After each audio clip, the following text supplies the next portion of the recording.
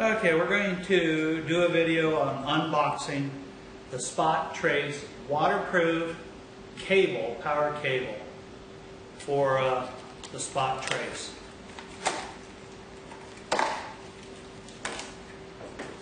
Here's the cable.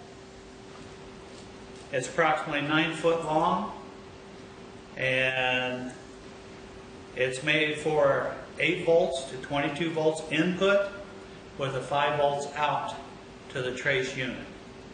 It's wise to use this cable